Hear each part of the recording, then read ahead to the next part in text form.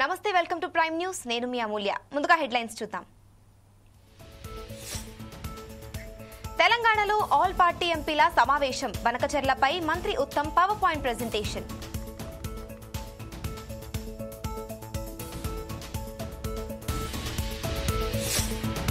Food processing యూనిట్ల అభివృద్ధికి సహకరించండి. కేంద్ర మంత్రి చిరాగ్ పాశ్వాన్ కు మంత్రి లోకేష్ విజ్ఞప్తి.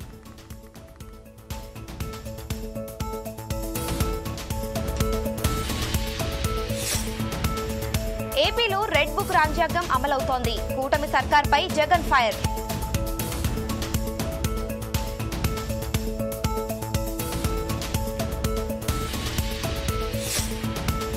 ఇజ్రాయెల్పై ప్రతీకారం తీర్చుకుంటాం. అమెరికా బెదిరింపులకు భయపడబోమన్న ఇరాన్.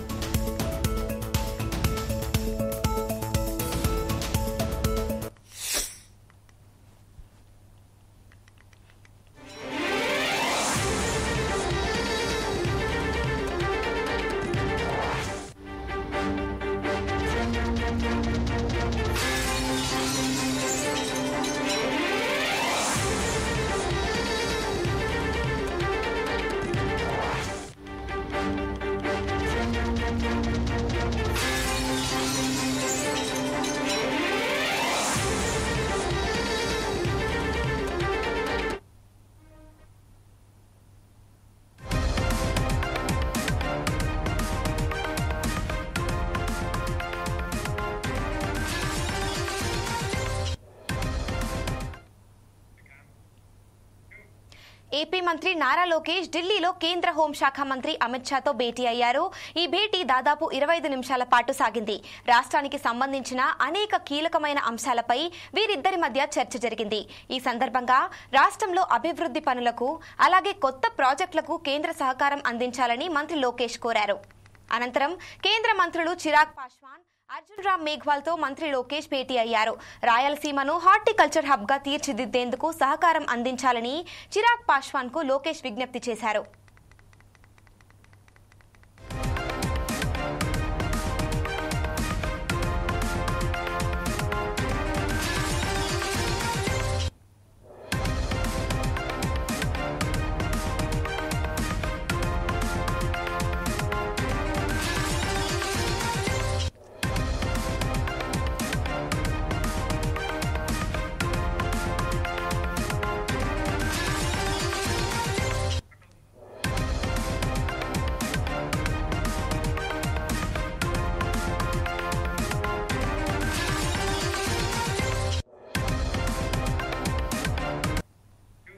ఏపీ ప్రభుత్వం నిర్మించ తలపెట్టిన గోదావరి బనకచెర్ల ప్రాజెక్టుపై మంత్రి ఉత్తమ్ కుమార్ రెడ్డి అఖిలపక్ష ఎంపీలకు పవర్ పాయింట్ ప్రెజెంటేషన్ ఇచ్చారు. ఈ సమావేశానికి సీఎం రేవంత్ రెడ్డి, కాంగ్రెస్ ఎంపీలతో పాటు బీజేపీ, బీఆర్ఎస్ ఎంపీలు, ఉన్నతాధికారులు హాజరయ్యారు.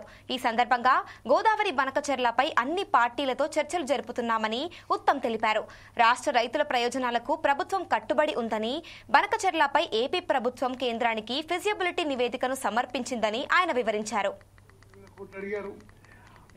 ఆ తర్వాత తెలంగాణ రాష్ట్రానికి నష్టం జరుగుతుంది, మీరు ఎటువంటి అనుమతులు ఇవ్వద్దు అని చెప్పి కూడా 3 మార్చిన లిఖిత పూర్వకంగా సిఆర్ పాటిల్ గారికి ఇవ్వడం జరిగింది. నెక్స్ట్, అదేవిధంగా వాళ్ళు కొంతకాలం నుంచి ఆంధ్రప్రదేశ్ ప్రభుత్వం కేంద్ర ప్రభుత్వం నుంచి ఒకసారి 78,000 కోట్లు అడిగింది. ఆ తర్వాత వాళ్ళు మళ్ళీ తర్వాత 80,000 కోట్లు అడిగారు. ఆ తర్వాత మేము జనవరి నుంచి ఈ విషయంలో పదే అబ్జెక్షన్స్ రైజ్ చేస్తూ వస్తున్నాం. అదేవిధంగా ఎందుకంటే అప్పటి వరకు వచ్చిన information only through electronic and print media. మేము జనవరి 4వ తారీఖున మరి చీఫ్ ఇంజనీర్ గారు, ప్రిన్సిపల్ సెక్రటరీ గారు Godavari river management board chairman ని కలిసి మాకు ఈ విషయంలో అభ్యంతరాలు అని చెప్పడం జరిగింది.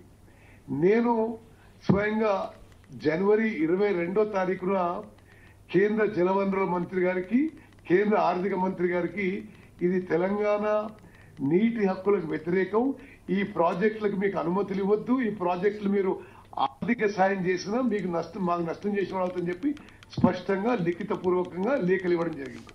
నెక్స్ట్, అయితే నేను రాసిన లేఖకి 28 మేకి సిఆర్ పాటిల్ గారు నాకు రిప్లై ఇచ్చారు. మీ లేఖ అందింది, మీరు చెప్పిన అన్ని విషయాలు మేము పరిగణలోకి తీసుకుంటున్నాం, మాకు డిపిఆర్ అందలేదు, మీ డిపిఆర్ మాకు అందిన తర్వాత whatever are the rules, agreements, guidelines దాని ప్రకారం పరిశీలిస్తామని మాకు చెప్పడం జరిగింది. కానీ మాకు అష్యూరెన్స్ ఇచ్చినా వాళ్ళు ఏ వేగంతో అయితే ఆంధ్రప్రదేశ్ ప్రపోజల్స్ ని ముందుకు తీసుకెళ్తున్నారో అది అత్యంత ప్రమాదకరంగా మేము భావించి ఇంకా సీరియస్ స్టెప్స్ తీసుకోవడానికి మేము ముందుకు పోతున్నాం. Okay, next. అయితే మీకు జస్ట్ గో బ్యాక్.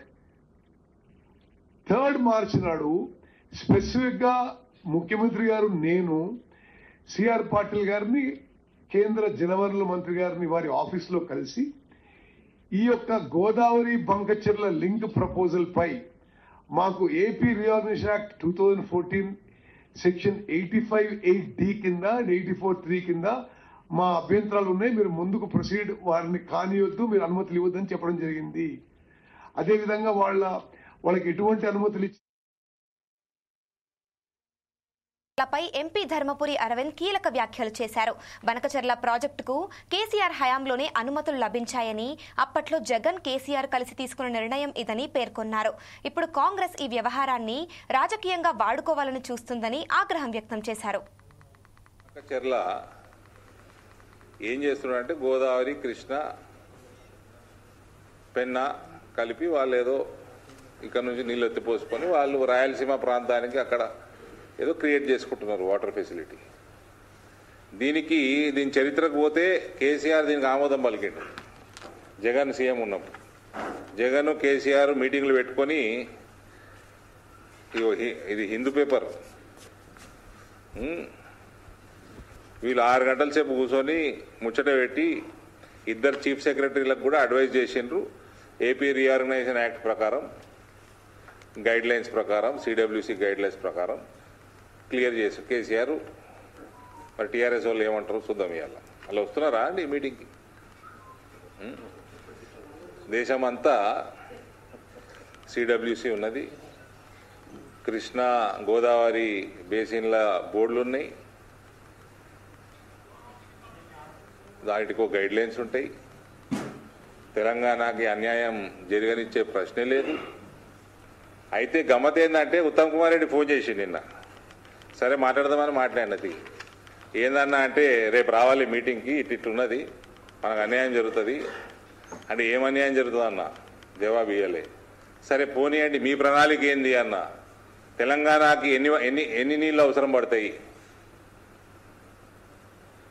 ఉందా, ఐడియా ఉందా, మనం ఎంత టీఎంసీ మనము ఆపుకోవాలి, దానికోసం మనం ఏదైనా ప్రాజెక్టు ప్లాన్ చేసిండ్రా అంటే జవాబు లేదు. బనకచెర్ల ఏం చేస్తున్నారంటే గోదావరి, కృష్ణ. మాజీ సీఎం జగన్ పల్నాడులోని రెంటపాళ్ల గ్రామంలో ఆత్మహత్య చేసుకున్న వైసీపీ కార్యకర్త నాగమల్లేశ్వరరావు విగ్రహాన్ని ఆవిష్కరించారు. అనంతరం నాగమల్లేశ్వరరావు కుటుంబాన్ని పరామర్శించారు. రాష్ట్రంలో ఎలాంటి దారుణ పరిస్థితులు ఉన్నాయో చెప్పటానికి కర్లకుంట నాగమల్లేశ్వరరావు కుటుంబానికి జరిగిన అన్యాయమే నిదర్శనమని జగన్ అన్నారు. ఏపీలో సంక్షేమం, అభివృద్ధి ఏవీ లేవని, కేవలం రెడ్ బుక్ రాజ్యాంగం నడుస్తోందని వ్యాఖ్యానించారు. ఎన్నికల ఫలితాల వేళ తమకు అనుకూలమైన పోలీసులను నియమించుకున్నారని ఆయన ఆరోపించారు. ఈరోజు ఆంధ్ర రాష్ట్రంలో అభివృద్ధి, సంక్షేమం అన్నది పూర్తిగా పక్కకు పోయి రెడ్ బుక్ రాజ్యాంగం అమలవుతా ఉన్న నిదర్శనము ఈరోజు నా పక్కనే ఉన్న వెంకటేశ్వరులన్న కొడుకు నాగమల్లేశ్వరరావు ఈ గ్రామానికి ఉప సర్పంచ్. ఈరోజు ఎలాంటి దారుణమైన పరిస్థితుల్లో ఈరోజు అన్న ఇక్కడ నిల్చొని ఉన్నాడు, ఎలాంటి దారుణమైన పరిస్థితులు రాష్ట్రంలో ఉన్నాయి అన్నదానికి నిదర్శనం ఈ రోజున ఈ కార్యక్రమం. సత్తెనపల్లి మండలం రెండపాల అనే గ్రామం కోర్లకుంట వెంకటేశ్వర్లు అన్న, నా పక్కనే ఉన్న అన్న ఈ గ్రామంలో ఆ పార్టీకి సంబంధించిన నాయకుడు. తన కొడుకు నాగమల్లేశ్వరరావు ఈ గ్రామానికి ఉప సర్పంచ్.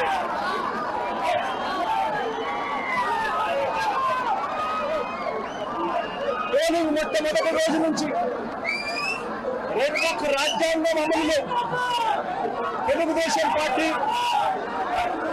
ఏ రకంగా ప్రవర్తించింది అన్న దానికి నిదర్శనం ఈరోజు ఈ గ్రామంలో కనిపిస్తుంది. ఈరోజు ఇదే గ్రామంలో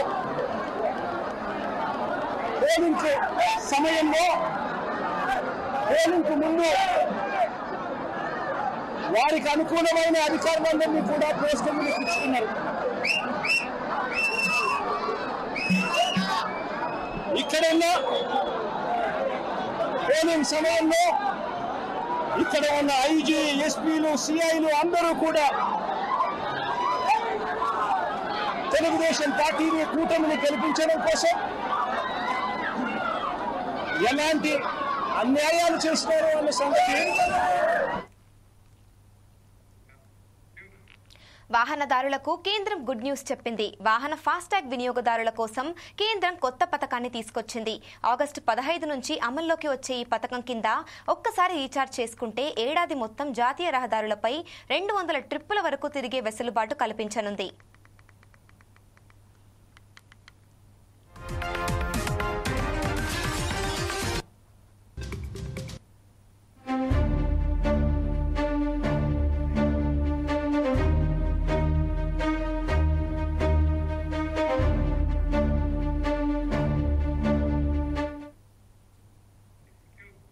ఏడాదికి 3,000 రూపాయలతో ఫాస్టాగ్ ను రీఛార్జ్ చేసుకుని దేశంలో ఎక్కడైనా తిరిగే అవకాశం కల్పించనున్నట్లు ఉపరితల రవాణా శాఖ మంత్రి నితిన్ గడ్కరీ ఎక్స్ లో ప్రకటన చేశారు. 3,000 రూపాయల రీఛార్జితో దేశంలో అన్ని జాతీయ రహదారులపై 200 ట్రిప్పులు తిరగవచ్చని గడ్కరీ తన పోస్ట్ లో తెలిపారు. దేశంలోని జాతీయ రహదారులపై ఎలాంటి ఇబ్బందులు లేని ప్రయాణమే లక్ష్యంగా ఈ పథకాన్ని ప్రవేశపెడుతున్నట్టు గడ్కరీ తెలిపారు. ఈ పథకం వాణిజ్యేతర వ్యక్తిగత వాహనాలకు మాత్రమే వర్తిస్తుందని వెల్లడించారు.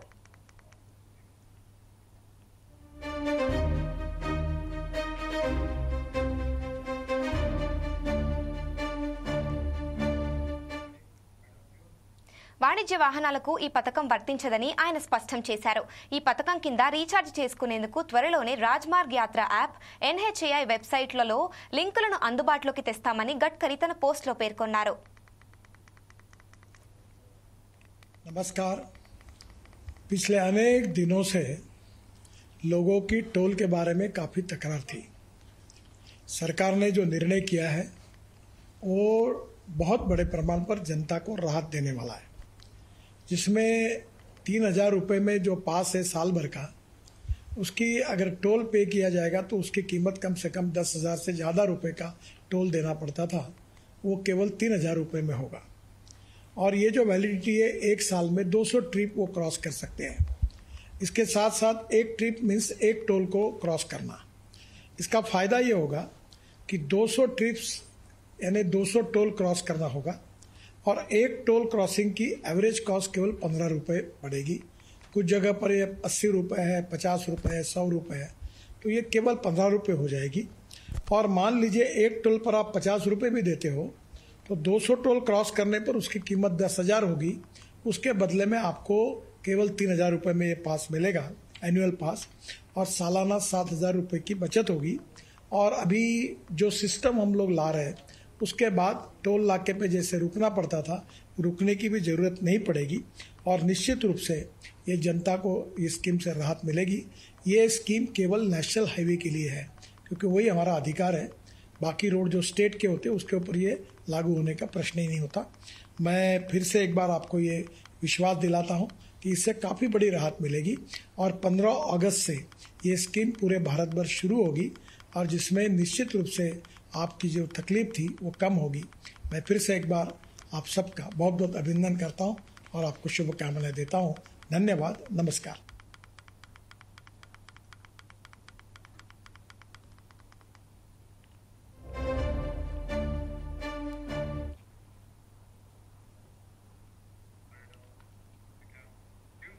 తెలంగాణ రాష్ట్రంలో సంచలనం సృష్టించిన ఫోన్ ట్యాపింగ్ అంశంపై AP Congress chief YS Sharmila సంచలన వ్యాఖ్యలు చేశారు. బీఆర్ఎస్ ప్రభుత్వం తన ఫోన్ ట్యాప్ చేసిందనే విషయం పచ్చి నిజమని, అందులో ఎలాంటి అనుమానం లేదన్నారు. తన ఫోన్తో పాటు తన భర్త అనిల్ ఫోన్ను కూడా ట్యాప్ చేశారని ఆరోపించారు. వైసీపీ ప్రభుత్వంతో అత్యంత కీలకంగా వ్యవహరించిన వైవి సుబ్బారెడ్డి ఆ విషయాన్ని ధృవీకరించారని, ట్యాపింగ్లో భాగంగా తన వాయిస్ ఉన్న ఓ వీడియోను కూడా తనకు స్వయంగా వినిపించారని ఆమె పేర్కొన్నారు. ఫోన్ ట్యాపింగ్ అంశంలో నిష్పక్షపాతంగా విచారణ జరపాలంటూ అటు తెలంగాణ సీఎం రేవంత్ రెడ్డితో పాటు ఏపీ చంద్రబాబుకు విజ్ఞప్తి చేస్తున్నారని అన్నారు. వైఎస్ జగన్మోహన్ రెడ్డి కేసీఆర్ సంబంధాన్ని చూసి తన రక్త సంబంధం కూడా చిన్నబోయిందంటూ షర్మిల కామెంట్ చేశారు. నన్ను ఎలాగైనా సరే నా భవిష్యత్తును పాతి పెట్టాలి అన్న ఉద్దేశంతో ఎన్నో చేశారు. అందులో భాగం ఫోన్ ట్యాపింగ్లో అయితేనేమి, నా మీద నిఘా పెట్టడం అయితేనేమి, నేను మాట్లాడుతున్న వాళ్ళని ట్రాక్ చేయడం అయితేనేమి, నాకు రాజకీయంగా బలమయ్యే వాళ్ళని లేక నాకు సపోర్ట్ చేసే వాళ్ళని బెదిరించడం అయితేనేమి, ఇలాంటివి ఎన్నో చేశాను. అందులో భాగంగానే ఈ ఫోన్ ట్యాపింగ్ కూడా చేశారు. జగన్మోహన్ రెడ్డి గారు అత్యాచారాలలో ఫోన్ ట్యాపింగ్ అనేది చాలా చిన్నది. అసలు నేను ఊపిరి తీసుకోవడమే కష్టం చేశారు జగన్మోహన్ రెడ్డి గారు. కనుక ఆ రోజుల్లో నేను తెలంగాణలో పొలిటికల్ అరీనాలో ఉన్న కేసీఆర్ వ్యతిరేకంగా పోరాటం చేస్తున్నా, జగన్మోహన్ రెడ్డి గారికి ఏ సంబంధం లేనప్పటికీ నన్ను తొక్కేయాలి అని గట్టి ప్రయత్నం చేస్తున్నాడు.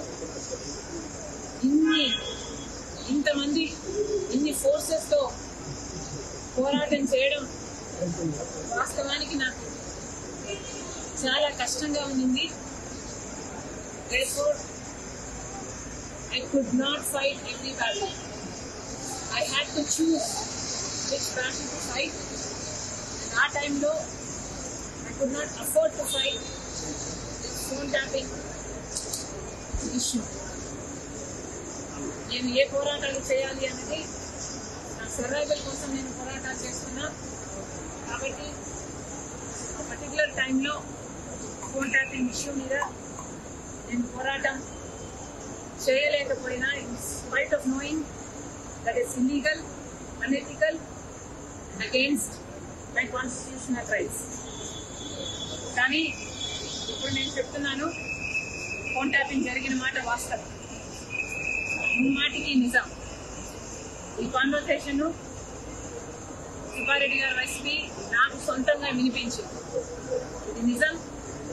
కాబట్టి ఇప్పటికైనా నేను అప్పుడు చేయలేని పోరాటం ఇప్పుడు ప్రభుత్వాలు మారాయి. ఇక్కడ రేవంత్ అన్నగారు ఉన్నారు, అక్కడ చంద్రబాబు గారు ఉన్నారు. కనీసం ఇప్పుడైనా ఈ ఇష్యూని చాలా సీరియస్ గా తీసుకోవాలి. ఎక్కడ ఏ ఎంక్వైరీకి రమ్మన్నా నేను కూడా రావడానికి సిద్ధంగా ఉన్నాను.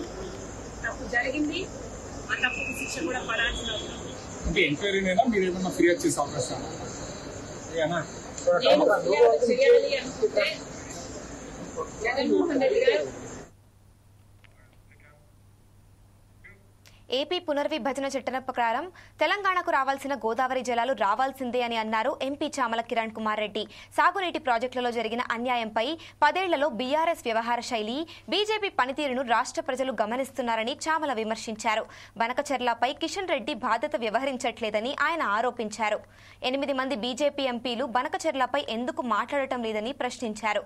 పార్టీలకు అతీతంగా తెలంగాణ ప్రయోజనాల కోసం ప్రతిపక్షాలు కలిసి వస్తే స్వాగతిస్తామని ఆయన సూచించారు.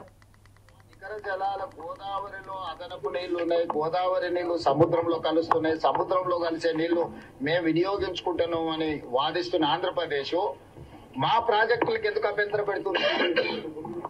మా శాశ్వత ప్రాజెక్టులకు శాశ్వత కేటాయింపులు జరిగిన తర్వాతనే కదా నీకు వరద జలాలు ఉన్నాయా లేదా అని లెక్క తెలియదు. మా కేటాయింపులు జరగకుండా మా ప్రాజెక్టుల యొక్క భవిష్యత్తు గందరగోళంలో అగమ్య గోచరంగా ఉన్నప్పుడు మీరు ఆంధ్రప్రదేశ్ లో వరద జలాల మీద ప్రాజెక్టులు కట్టుకుంటామంటే అది తెలంగాణకి ఖచ్చితంగా అభ్యంతరం ఉంటుంది. ఈ విషయంలో శశబిషలకు తావులేదు. తెలంగాణ ప్రభుత్వానికి స్పష్టత ఉన్నది. మొట్టమొదట గోదావరి నది మీద తెలంగాణ నిర్మించుకుంటున్న ప్రాజెక్టుల అనుమతులన్నీ వచ్చినాక మిగతా వాటి మీద ఏ చర్యలైనా తీసుకోవడానికి తెలంగాణ ప్రభుత్వానికి అభ్యంతరం లేదు.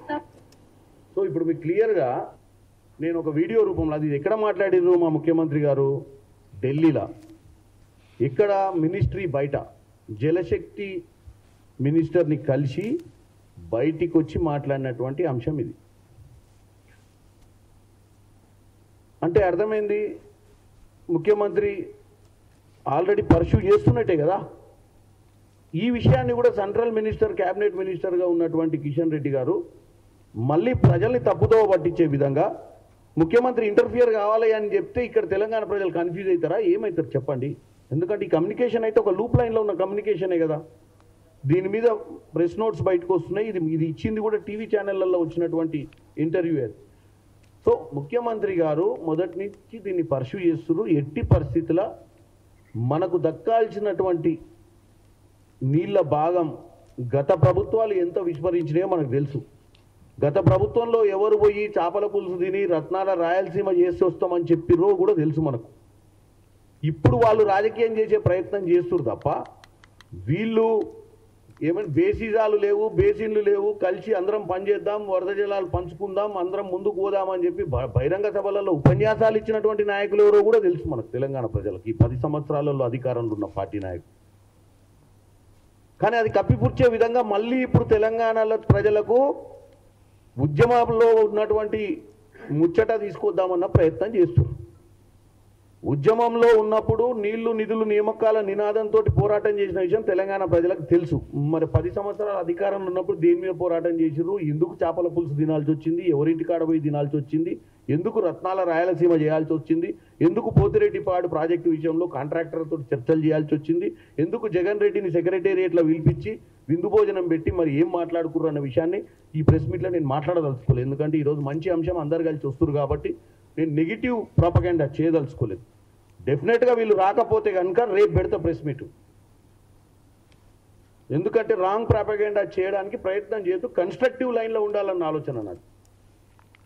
అందరం కలిసి పోరాడదాం, అందరం కలిసి మన తెలంగాణకు దక్కాల్సినవన్నీ దక్కించుకోవాలన్న ఉద్దేశంతో అది నిధులు కానీ నియామకాలు కానీ నీళ్లు కానీ. నిధుల విషయంలో గతంలో మీటింగ్ పెడితే రాలేదన్న బాధతోటే ఈరోజు ముందు ప్రెస్ మీట్ పెట్టినాం. ఇదే నిధులు సెంట్రల్ నుంచి తెచ్చుకుందాం రాండయ్యా అని చెప్పి ప్రజాభవన్లో మీటింగ్ పెడితే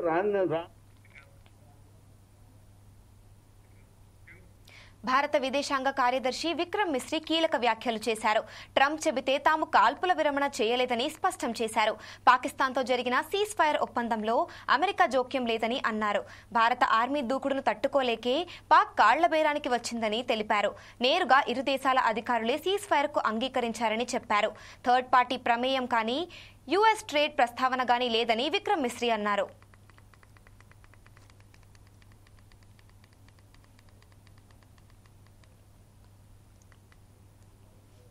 प्रधानमंत्री मोदी और राष्ट्रपति ट्रंप की मुलाकात G7 समिट की साइडलाइंस पर होनी तय थी. राष्ट्रपति ट्रंप को जल्दी वापस अमेरिका लौटना पड़ा, जिसके कारण ये मुलाकात नहीं हो पाई. इसके बाद राष्ट्रपति ट्रंप के आग्रह पर आज दोनों लीडर्स की फोन पर बात हुई. बातचीत लगभग 35 मिनट चली. 22 अप्रैल को पहलगाम आतंकी हमले के बाद राष्ट्रपति ट्रंप ने फोन पर प्रधानमंत्री मोदी को शोक संवेदना प्रकट की थी और आतंक के खिलाफ समर्थन व्यक्त किया था. उसके बाद दोनों लीडर्स की ये पहली बातचीत थी. इसलिए प्रधानमंत्री मोदी ने राष्ट्रपति ट्रंप से ऑपरेशन सिंदूर के बारे में विस्तार से बात की. प्रधानमंत्री मोदी ने राष्ट्रपति ट्रंप को स्पष्ट रूप से कहा कि 22 अप्रैल के बाद भारत ने आतंकवाद के खिलाफ कार्रवाई करने का अपना दृढ़ संकल्प पूरी दुनिया को बता दिया था. प्रधानमंत्री मोदी ने कहा कि 6-7 मई की रात को भारत ने पाकिस्तान और पाकिस्तान ऑक्यूपाइड कश्मीर में सिर्फ आतंकी ठिकानों को ही निशाना बनाया था। भारत के एक्शन बहुत ही मेजर्ड, प्रिसाइज और नॉन एस्केलेटरी थे। साथ ही भारत ने यह भी स्पष्ट कर दिया था कि पाकिस्तान की गोली का जवाब भारत गोले से देगा। 9 मई की रात को उपराष्ट्रपति वैंस ने प्रधानमंत्री मोदी को फोन किया था। उपराष्ट्रपति वैंस ने कहा था कि पाकिस्तान भारत पर बड़ा हमला कर सकता है। प्रधानमंत्री मोदी ने उन्हें साफ शब्दों में बताया था कि यदि ऐसा होता है तो भारत पाकिस्तान को उससे भी बड़ा जवाब देगा। 9-10 मई की रात को पाकिस्तान के हमले का भारत ने बहुत सशक्त जवाब दिया और पाकिस्तान की सेना को बहुत नुकसान पहुंचाया। उसके मिलिट्री एयर बेसिस को इनऑपरेबल बना दिया। भारत के मुंहतोड़ जवाब के कारण पाकिस्तान को भारत से सैन्य कार्रवाई रोकने का आग्रह करना पड़ा। प्रधानमंत्री मोदी ने राष्ट्रपति ट्रंप को स्पष्ट रूप से कहा कि इस पूरे घटनाक्रम के दौरान कभी भी किसी भी स्तर पर भारत अमेरिका ट्रेड डील या अमेरिका द्वारा भारत और पाकिस्तान के बीच मध्यस्थता जैसे विषयों पर बात नहीं हुई थी। सैन्य कार्रवाई रोकने की बात सीधे भारत और पाकिस्तान के बीच दोनों सेनाओं की एग्जिस्टिंग चैनल्स के माध्यम से हुई थी और पाकिस्तान के ही आग्रह पर हुई थी। प्रधानमंत्री मोदी ने जोर देकर कहा कि भारत ने न तो कभी मध्यस्थता स्वीकार की थी, न करता है और न ही कभी करेगा। इस विषय पर भारत में पूर्ण रूप से राजनीतिक एकमत है। राष्ट्रपति ट्रंप ने प्रधानमंत्री द्वारा विस्तार में बताई गई बातों को समझा और आतंकवाद के खिलाफ भारत की लड़ाई के प्रति समर्थन व्यक्त किया। प्रधानमंत्री मोदी ने यह भी कहा कि भारत अब आतंकवाद को प्रॉक्सी वॉर नहीं, युद्ध के रूप में ही देखता है और भारत का ऑपरेशन सिंदूर अभी भी जारी है। राष्ट्रपति ट्रंप ने प्रधानमंत्री मोदी से पूछा कि क्या वे कनाडा से वापसी में अमेरिका रुक कर जा सकते हैं। पूर्व निर्धारित कार्यक्रमों के कारण प्रधानमंत्री मोदी ने अपनी असमर्थता व्यक्त की। दोनों लीडर्स ने तब तय किया कि वे निकट भविष्य में मिलने का प्रयास करेंगे। राष्ट्रपति ट्रंप और प्रधानमंत्री मोदी ने इजराइल ईरान के बीच चल रहे संघर्ष पर भी चर्चा की।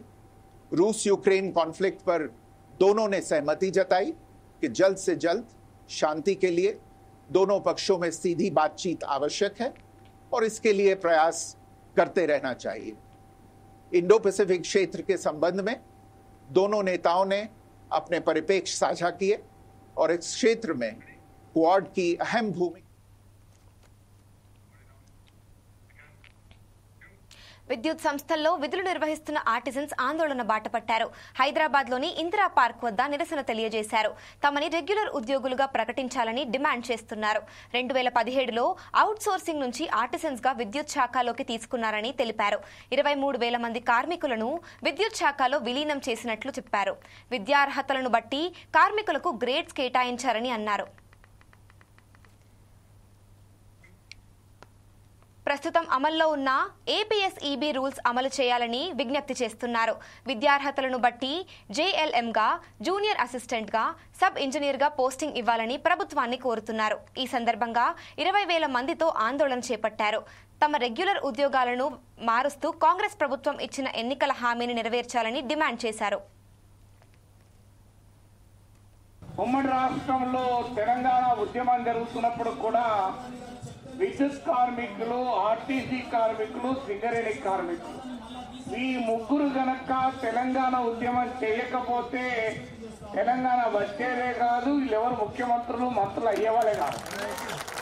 అందువల్ల ఆ రోజు తెలంగాణ ఉద్యమంలో అనేక కార్మికులతో పాటు విద్యుత్ కార్మికులు పోరాడితే ప్రతిపక్ష నాయకుడైన కేసీఆర్ కు కన్వర్షన్ వచ్చి ఆయన చీఫ్ మినిస్టర్ అయ్యాడు. ఆయన చీఫ్ మినిస్టర్ ఆయన పర్మనెంట్ అయ్యాడు. మనమైతే కాంట్రాక్ట్ లోనే ఉన్నాం. అప్పుడు పెద్ద పోరాటాలు జరిపితే అప్పటి ప్రభుత్వం నేను పర్మనెంట్ అయ్యాను కనుక మిమ్మల్ని కూడా పర్మనెంట్ చేస్తాము అని హామీలు ఇచ్చారు. పెద్ద పోరాటాలు జరిపితే మనను అటు పర్మనెంట్ కాకుండా ఇటు కాంట్రాక్ట్ కాకుండా మధ్యలో ఆర్టిజాన్గా కూర్చొని పెట్టారు. మన పురాణాల్లో చదువుతుంటాం త్రిశంకు స్వర్గం అని. అంటే అటు భూమి మీద ఉండేట స్వర్గంలో ఉండేట. అటు స్వర్గం వైపు చూస్తే నాకు బేసిక్ వస్తుంది కదా, నేను కూడా పర్మనెంట్ ఉద్యోగం కదా అని స్వర్గం వైపు చూసుకుంటూ ఆనందపడాలి. నా పేరు శ్రీనివాస్ అండి. నాది రామగుండం డివిజన్ 220/11 kV సబ్ స్టేషన్లో చేస్తాను. Artisan grade 2. మేము ఏది కొత్త కోరికలు కోరలేదండి ప్రభుత్వాన్ని. అంతకుముందు హైకోర్టు తీర్పు ప్రకారము మరియు సుప్రీంకోర్టు ఇచ్చిన తీర్పు ప్రకారము వాళ్ళను రెగ్యులరైజ్ చేయొచ్చు అనే ఉద్దేశం బట్టే మేము అడుగుతున్నాము. అది ఇంకా కూడా చేయట్లేదు. అప్పటి ప్రభుత్వాలు చేయలేదు. ఇప్పుడు వచ్చిన ప్రభుత్వం ఆశతో ఉన్నాము. ఈ ప్రభుత్వం అయినా చేస్తారనే ధోరణిలో ఈ ధర్నాకు ఇక్కడికి హైదరాబాద్కు రావాల్సి వచ్చింది కుటుంబ సమేతంగా. ఇంకోటి ఏంటంటే, సరే ఈ ఆఫ్టర్ ఆర్టిజన్లు వీళ్ళతో ఏమవుతుందని మీరు అనుకుంటున్నారేమో, కానీ ఒక లారీ డ్రైవర్, లారీ ఓనర్కు డ్రైవరు ఒకరు పోతే ఒకరు దొరకచ్చు, బస్సు డ్రైవర్కు ఒకరు పోతే ఒకరు దొరకచ్చు. సరే అదే పొజిషన్లో మేము మా పరిస్థితులల్లో మా డ్యూటీలల్లో వేరేలను వాళ్ళన్నా చూసి పెట్టుకోండి, నడిపియండి. మేము ఇన్ని రోజులుగా ఇలా 24/7 ఎట్లా సప్లై పవర్ ఇస్తున్నామో అదేవిధంగా వేరే ఆల్టర్నేట్గా చూసుకొని పెట్టుకొని నడిపియండి. నేను దుర్గం విశ్వనాథ్, పెద్దపల్లి జిల్లా జేఏసీ కో చైర్మన్. తెలంగాణ రాష్ట్ర ప్రభుత్వం వచ్చినప్పటి నుండి ఆర్టిజన్ కార్మికుల యొక్క సమస్యలు పరిష్కారమవుతాయని ఎంతో ఆశతో ఎదురు చూసినాము.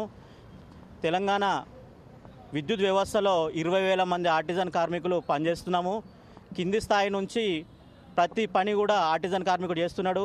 కానీ ఈ యొక్క ఆర్టిజన్ కార్మికునికి సమస్య మాత్రం పరిష్కారం అవ్వడం లేదు.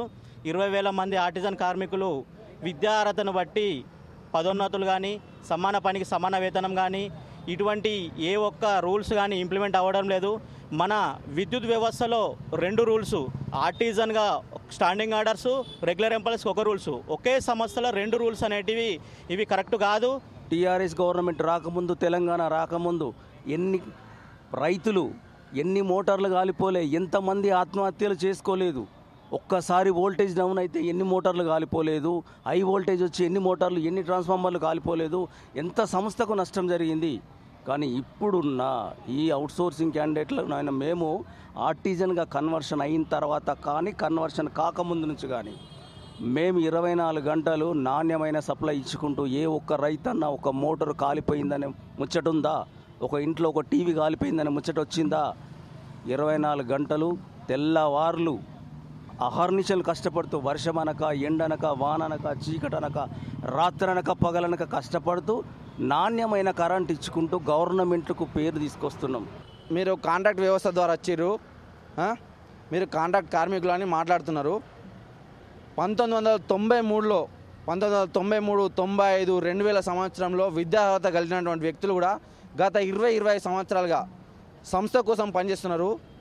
ఈ సంస్థలో ఈ వ్యవస్థను పెట్టకుండా ఈ సంస్థలో ఏదైతే రెగ్యులర్ ప్రకారం నువ్వు నోటిఫికేషన్ ఇచ్చి, నువ్వు జాబ్ నోటిఫికేషన్ ఇచ్చి, రెగ్యులరైజ్ విధానంగా నువ్వు నోటిఫికేషన్ ఇచ్చి ఎగ్జామ్ రాత పరీక్ష ద్వారా కానీ, ఇంటర్వ్యూ ద్వారా కానీ నువ్వు తీసుకున్నట్టయితే ఈ కాంట్రాక్ట్ వ్యవస్థ అనేది ఉండేదా?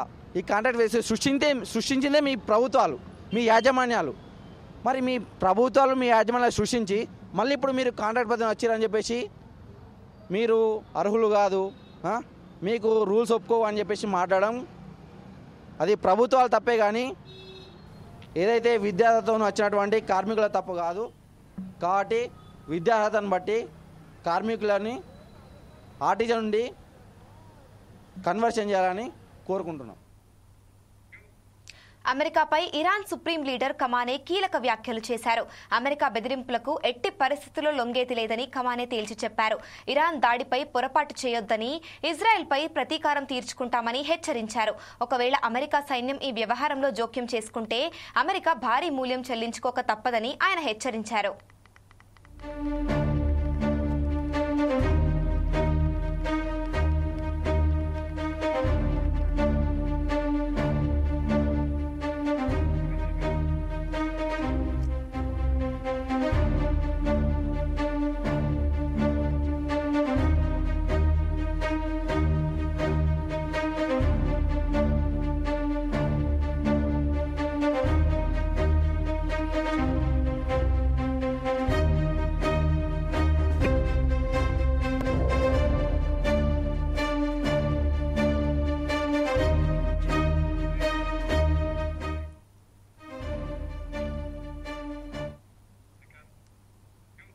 మరింత సమాచారం కోసం చూస్తూనే ఉండండి 4 Sides TV. This is Amulya signing off.